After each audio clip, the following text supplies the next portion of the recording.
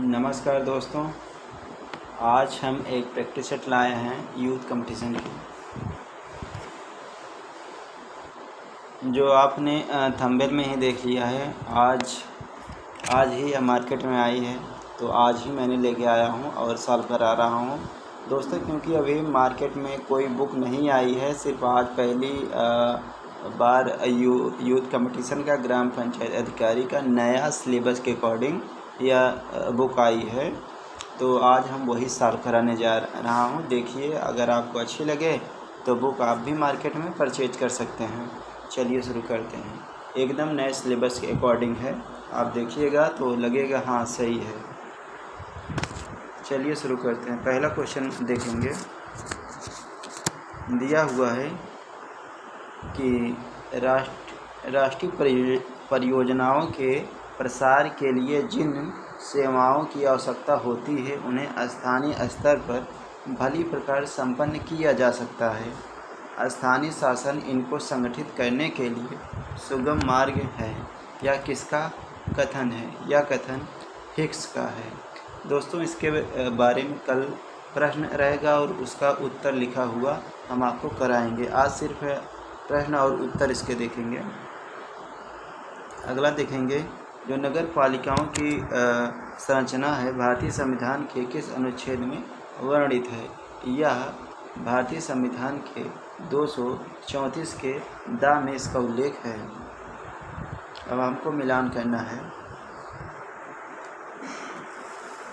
मिलान इसमें पूछा गया है कि कौन सा सुमेलित नहीं है। कौन सा सुमेलित नहीं है? यही ऑप्शन नंबर सी सुमेलित नहीं है। लखनऊ छावनी परिषद है, कानपुर नगर निगम, काकोरी नगर पंचायत है, यही गलत है। गाजियाबाद एक नगर निगम है। अगला हम देखेंगे कि पंचायतों को संवैधानिक अधिकार के संशोधन अधिनियम के माध्यम से दिया गया है। यह 73वां संविधान संशोधन 1992 के द्वारा प्रदान किया गया था। अगला देखेंगे, उत्तर प्रदेश पंचायती राज अधिनियम की कौन सी धारा ग्राम प्रधान के चयन की बात करता है? कौन बात करता है? या अनुच्छेद धारा 11B के तहत ग्राम प्रधान का चयन किया जाता है। धारा 11 का B। अगला हम देखेंगे, उत्तर प्रदेश पंचायती राज अधिनियम 1947 के नियम 32 के अंतर्गत ग्राम सभा की बैठक के लिए नोटिस दिया जा सकेगा। यह कौन सा सही है? 15 दिन पूर्व यह नोटिस दिया जा सकता है। बैठक की तिथि से 15 दिन पूर्व नोटिस दिया जाता है। और पंचायती राज से संबंधित किस समिति का गठन योजना आयोग की सिफारिश पर किया गया था? यह किया गया था GV राव समिति के द्वारा।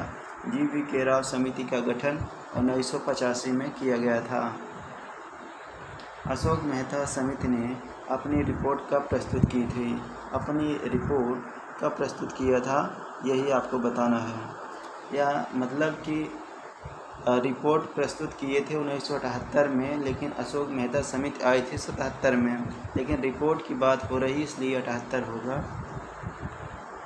हाँ, चोल साम्राज्य में ग्राम सभा का कार्य नहीं है। नहीं पूछा है, कार्य नहीं है। क्वेश्चन नंबर 9 है, यह ग्राम भूमि का सर्वेक्षण करता है, जो कि गलत है। वह भूमिकर को संग्रह करती थी, मंदिरों का रख रखाव, उनकी आय व्यय को उचित प्रबंधन करती थी, मध्यस्थ नामक कर्मचारी द्वारा ग्राम सभा के कार्यों एवं में सहायता प्रदान करती तथा तालाबों एवं बगीचों की भूमि अधिग्रहण करती थी। यही सब था। जो पंचायत संस्था थी उसका नाम उड़ था चोल काल में।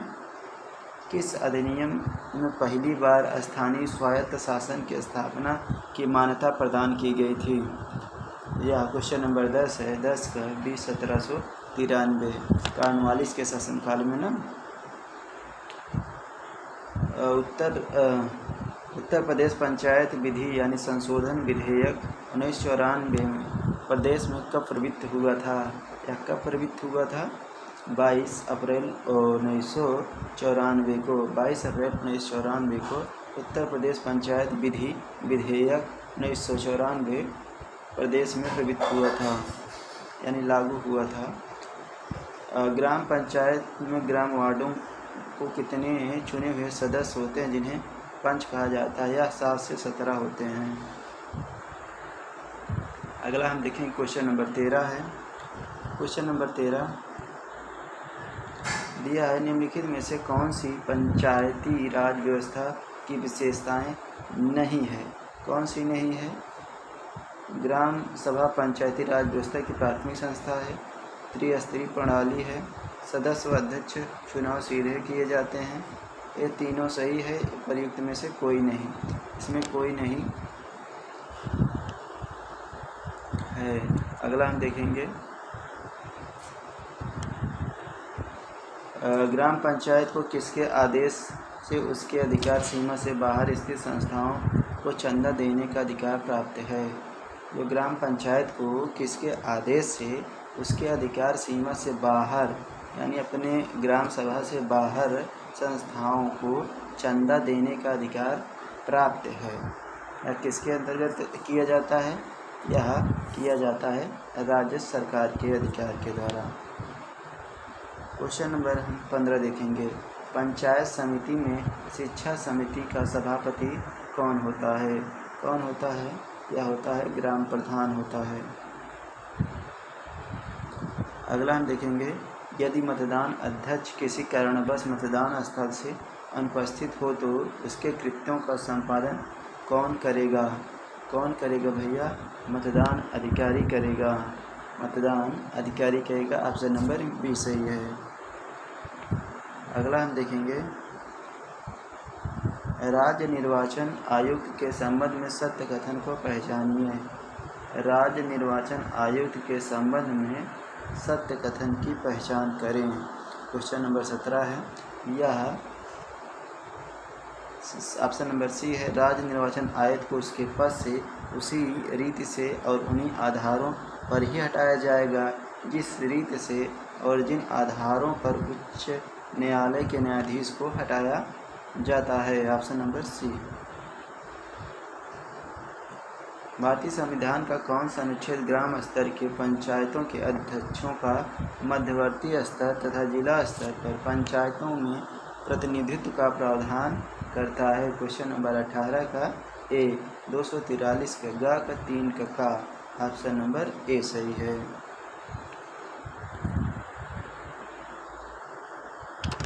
भारतीय संविधान का कौन सा अनुच्छेद पंचायतों के स्वशासन के स्वरूप वर्णन करता है? कौन सा स्वरूप वर्णन करता है? अनुच्छेद 243 के 6 के अंतर्गत संविधान यह पंचायतों के स्वशासन का स्वरूप वर्णन करता है 243 के 6।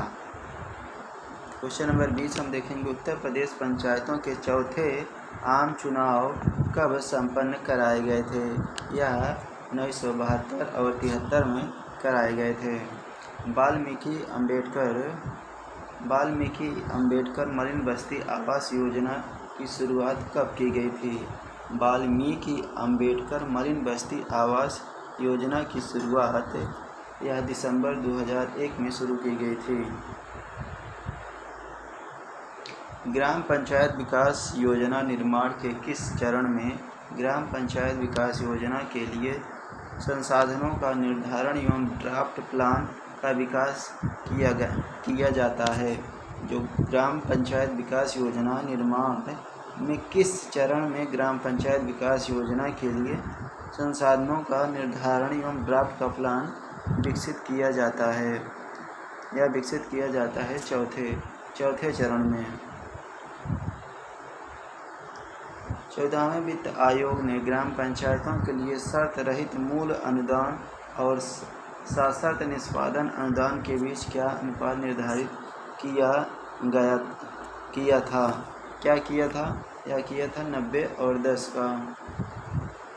क्वेश्चन नंबर हम 24 देखेंगे, पंचायती संस्थाओं के वित्तीय सशक्तिकरण में केंद्रीय वित्त आयोग की भूमिका होती है?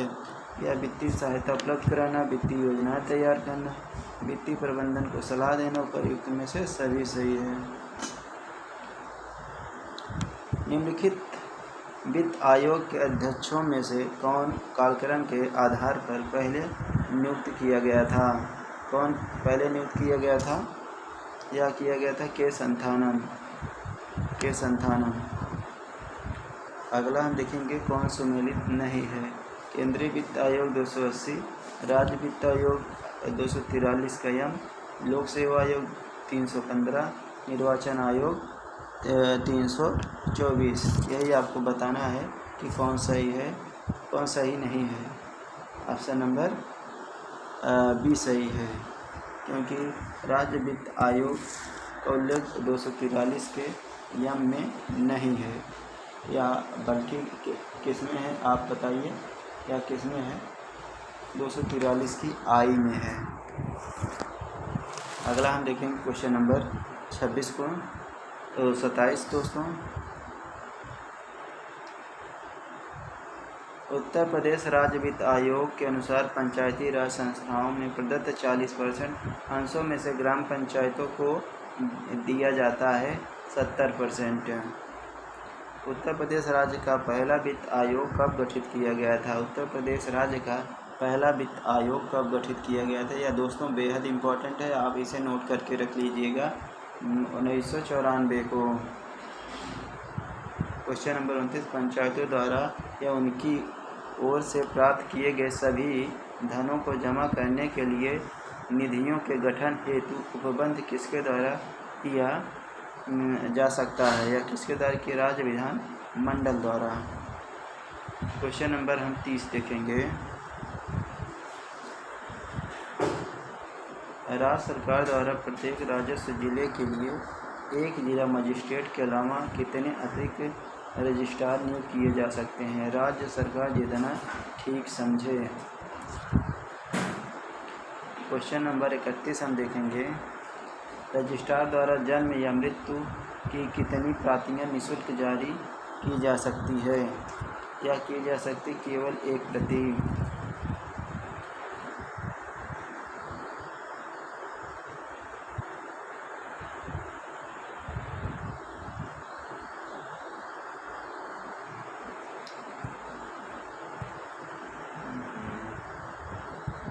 यदि एक गर्भ से एक साथ और एक से अधिक बच्चे जन्म लेते हैं तो प्रत्येक जन्म की रजिस्ट्री के लिए क्या करना पड़ेगा? तो अलग अलग सूचना प्रपत्र भरना होगा, एक ही सूचना प्रपत्र भरना होगा, कोई सूचना प्रपत्र भरना नहीं होगा, तो उपर्युक्त में से कोई नहीं, अलग अलग से सूचना प्रपत्र भरना होगा। क्वेश्चन नंबर 33 हम देखेंगे।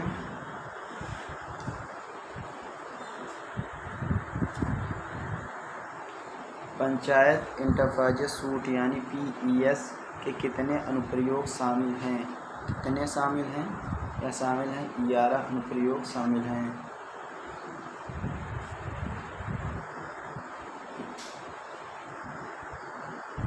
NIC का मुख्यालय कहाँ है? NIC का मुख्यालय कहाँ है? नई दिल्ली में।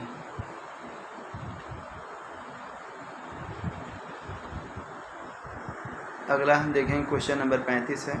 राष्ट्रीय सूचना विज्ञान केंद्र NIC की स्थापना कब की गई थी? इसका मुख्यालय नई दिल्ली में है, लेकिन इसकी स्थापना कब की गई थी आपको यही बताना है। इसकी स्थापना 1977 में हुआ था, जिस वर्ष बलवंत राय मेहता ने यह सलाह दी थी कि 2 स्तरीय पंचायती राज होनी चाहिए।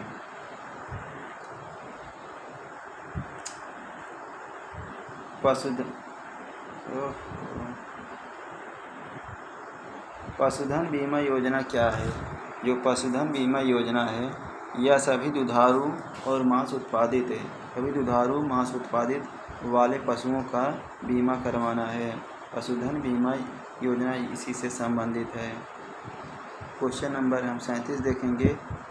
क्वेश्चन नंबर 37 प्रधानमंत्री ग्रामोदय योजना का संबंध किससे है? प्रधानमंत्री ग्रामोदय योजना का संबंध आवास से है। क्वेश्चन नंबर हम 38 देखेंगे। प्रधानमंत्री ग्राम योजना की शुरुआत कब हुई थी? दोस्तों, गांधी जी ग्राम योजना की शुरुआत कब से हुई थी? या 1995-96 के दौरान हुई थी। जवाहर ग्राम समृद्धि योजना की शुरुआत कब हुई थी? यह हुई थी 1999 और 2000 के दौरान। अब हम कुछ सही सुमेलित है, यही आपको बताना है कि कौन सही सुमेलित है।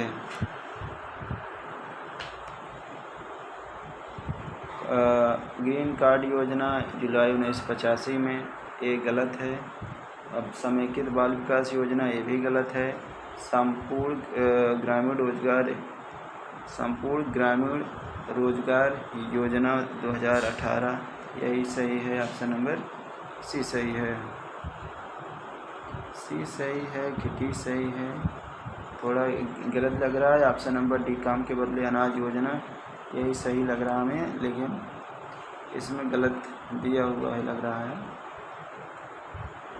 अगला हम देखेंगे, सामान्य सेवा केंद्र यानी CSC संरचना में शामिल है। यह राज्य डिजाइन प्राधिकरण में, सेवा केंद्र एजेंसी में, ग्राम स्तरीय उद्यमी में, सभी में शामिल है। CSC का फुल फॉर्म क्या है? CSC का फुल फॉर्म होता है कॉमन सर्विस सेंटर होता है CSC का फुल फॉर्म। निम्नलिखित में से कौन सा दस्तावेज पंचायत सचिवालय में उपलब्ध नहीं रहता है? कौन सा दस्तावेज उपलब्ध नहीं रहता है? भूमि जो रिकॉर्ड होता है यह ग्राम पंचायत में नहीं बल्कि यह तहसील में उपस्थित रहता है। अगला, पंचायत सहायक की नियुक्ति के पश्चात कितने माह के अंदर प्रशिक्षण पूरा होना चाहिए? कितने माह के बाद? या 2 माह के बाद इनका प्रशिक्षण पूरा होना चाहिए। क्वेश्चन नंबर अगला देखेंगे, क्वेश्चन नंबर 45 है। केंद्रीय वित्त पोषित ग्रामीण स्वच्छता कार्यक्रम के तहत संपूर्ण स्वच्छता अभियान उत्तर प्रदेश के कितने जनपदों में वर्ष 2000 और 2001 में प्रारंभ किया गया था? यह प्रारंभ किया गया था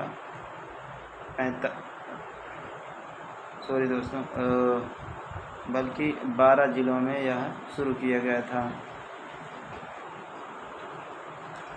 क्वेश्चन नंबर 46 हम देखेंगे, प्रधान के विरुद्ध यदि गंभीर आरोप है तो उसे हटाया जाएगा। किसके द्वारा हटाया जाएगा? यह हटाया जाएगा अविश्वास प्रस्ताव द्वारा, जिला मजिस्ट्रेट द्वारा, कि ग्राम पंचायत सचिव द्वारा, या सभी में से किसके द्वारा हटाया जाएगा? यह हटाया जाएगा अविश्वास प्रस्ताव द्वारा। ऑप्शन नंबर ए सही है। क्वेश्चन नंबर 47 हम देखेंगे, मॉडल आधारित चार्टर में ग्राम पंचायतों के लिए संकल्प पूर्व योजना में मान्यता तथा प्रधानमंत्री कौशल विकास योजना के तहत कौशल प्रशिक्षण के लिए आवेदन किसके पास किया जा सकता है? यहाँ आवेदन किसके पास किया जाएगा? प्रधान के पास। मॉडल चार्टर पंचायतों के लिए होते हैं मार्गदर्शक। क्वेश्चन नंबर 49 देखेंगे, जल जीवन मिशन को पूर्ण करने के लिए क्या लक्ष्य निर्धारित किया गया है? जल जीवन मिशन को पूर्ण करने के लिए क्या लक्ष्य निर्धारित किया 2019 से 2024 तक?